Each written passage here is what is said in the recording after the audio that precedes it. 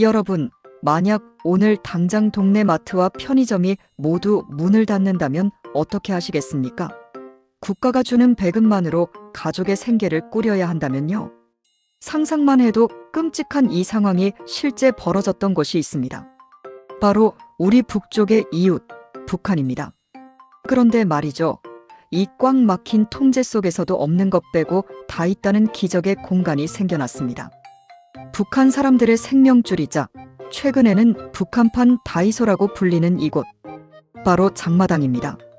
오늘 우리는 이 장마당을 가득 채운 저렴한 중국산 물건들이 어떻게 북한 주민들의 삶을 통째로 바꾸고 있는지, 그리고 그 작은 물건들이 어떻게 거대한 체제에 균열을 내고 있는지 그 흥미진진한 뒷이야기를 파헤쳐 보겠습니다.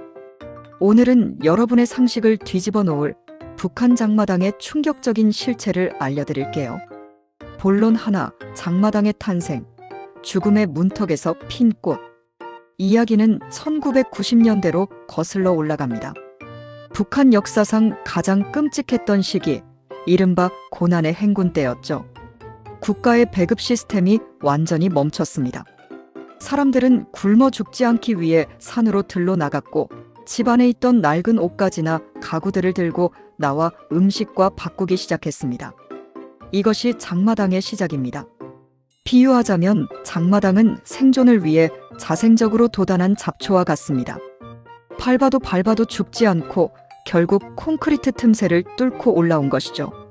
처음에는 불법이었지만 국가도 더 이상 먹여 살릴 방법이 없으니 눈을 감아주기 시작했습니다.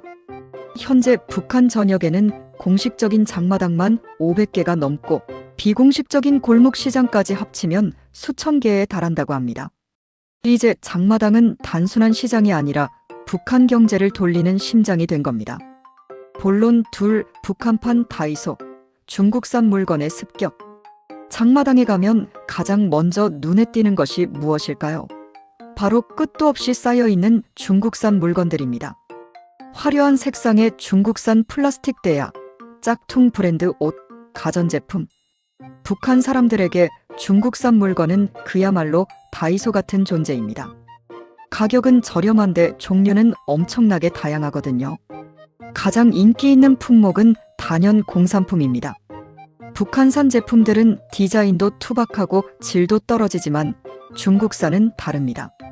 태양 아래 있는 건 다 만든다는 중국답게 알록달록한 옷부터 반짝이는 머리핀, 최신형 스마트폰 지능형 손전화까지 장마당을 점령했습니다.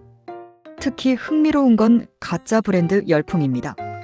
아디다스의 줄이 4개라거나 나이키 로고가 반대로 그려진 이른바 짝퉁 제품들이 장마당에서는 최고의 패션 아이템입니다. 왜일까요? 북한 주민들에게 이건 단순히 옷이 아니라 외부 세계에 대한 동경이자 자신을 돋보이게 하는 부의 상징이기 때문입니다. 비유하자면 90년대 한국 아이들이 메이커 신발 하나에 열광했던 것과 비슷하다고 볼 수 있죠. 본론 셋, 보이지 않는 권력, 장마당의 돈주와 메뚜기. 장마당에는 독특한 계급이 존재합니다. 바로 돈주와 메뚜기입니다. 돈주는 말 그대로 돈의 주인, 즉 거대 자본가들입니다. 이들은 중국을 오가는 무역꾼들과 손을 잡고 대량으로 물건을 떼어옵니다. 북한판 대기업 회장님들인 셈이죠. 이들이 장마당에 물건을 풀면 그 밑에서 소규모로 물건을 파는 상인들이 움직입니다. 그 중에서도 단속반이 뜨면 순식간에 짐을 싸서 도망가야 하는 노점상들을 메뚜기라고 부릅니다. 단속반이 오면 펄쩍 뛰어 도망간다고 해서 붙여진 이름이죠. 이 메뚜기 상인들이 파는 물건 중 가장 은밀하고 귀한 게 뭔지 아세요? 바로 한국 드라마와 영화가 담긴 USB, 그리고 한국산 화장품입니다. 한국산 화장품은 중국산으로 겉포장을 바꿔치기해서 팔기도 합니다. 이거 써보면 얼굴에서 광택이 난다는 입소문이 돌면 평양의 상류층 여성들까지 줄을 서서 삽니다.